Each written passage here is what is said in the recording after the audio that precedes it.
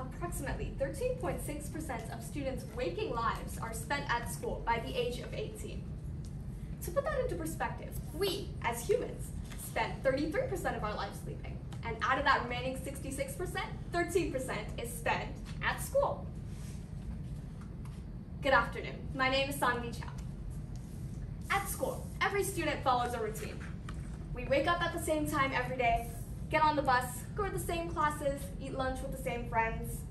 We, as adolescents, spend 13% of our waking lives repeating the same routine. But of course, though boring, it's not like routines are bad. Many good things actually come from routines. One of the benefits of these routines are that they help us, as humans, develop skills. For example, someone who is a positive thinker. They aren't a positive thinker by nature, of course. They are a positive thinker because of their environment. As stated by the Mayo Foundation for Medical Education and Research, routinely positive thinking leads to a positive person. Currently, suicide rates are rising within the United States of adolescents and teenagers. If we spend so much time at school following a routine, and routines can be tailored to bring us good habits, isn't it possible to influence students in such a way that they deter away from ideologies that encourage suicide and negative thoughts?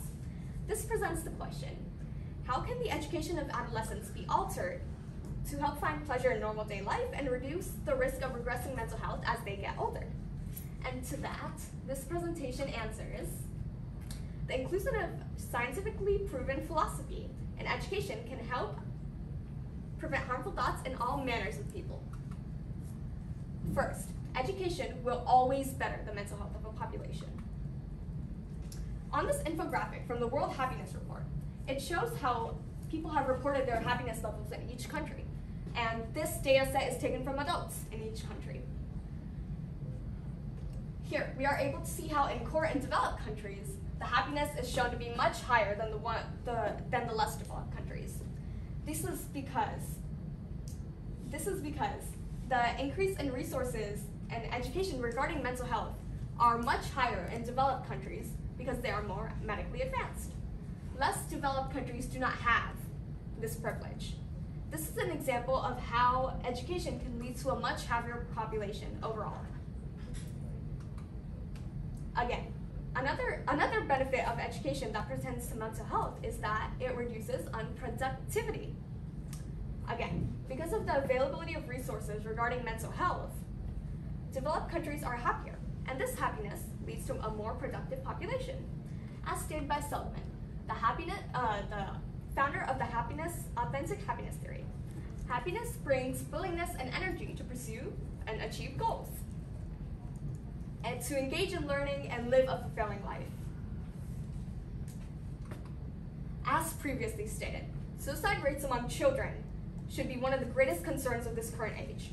Current data from the Center of Disease Control and Prevention, the CDC, shows that total rates of suicide have increased in 2021. The PEW states how these results have been synonymous with the current ongoing mental health crisis within young adults. This should not be an issue in this current age, as we all have the time and the resources to prevent such incidents. Resources such as the schooling system.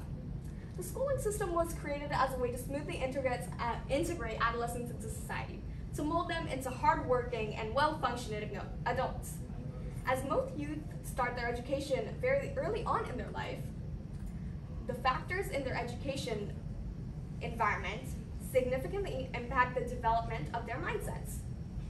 Again, approximately 13.6% of a person's life is spent at school by the age of 18.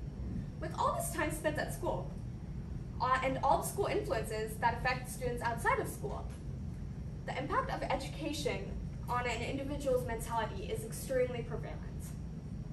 This impact can be tailored to prevent the rising rates of child suicide. Here are some solutions that can help prevent the risk of regressing mental health as the adolescents transition into adulthood. First of all, mandatory mental health classes, positive encouragement, teaching philosophy in schools, and using social media to start positive trends that appeal to older students. A big drawback of these solutions are that they might take years or even decades to truly show change. People have to show willingness to participate in these changes, and convincing them would take time. And including philosophy in education would take a consensus of a population, but everyone has different opinions. Last but not least, these resources, monetary resources, will also be needed to implement such policies. These solutions, though not foolproof, can truly help students with improving their mental health and creating an overall more positive population. As stated by the College Board provided source, Meditations of an Emperor. Whatever you do, let your aim be goodness. So, even though these solutions might be strenuous and a bit demanding, we as a population should try our best to implement them and make students all around the world happier. Thank you.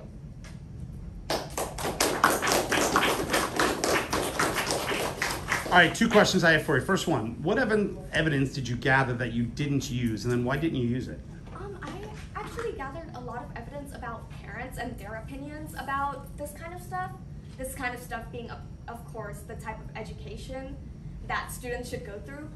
But I didn't include it because I believe that it was more important to include the opinions of scientists and philosophers rather than the parents themselves. Though I do believe that it could have been a good claim or counterclaim against my solutions. And if you had more time, what additional research would you conduct? More additional research would definitely be on how our schooling actually affects the students' brains, and how it affects on different types of students' brains, such as neurodivergent students, students with mental illnesses. I believe that would be a very important part and claim of my presentation, as there are a bunch of different students in this world, and I believe we should provide for all of them.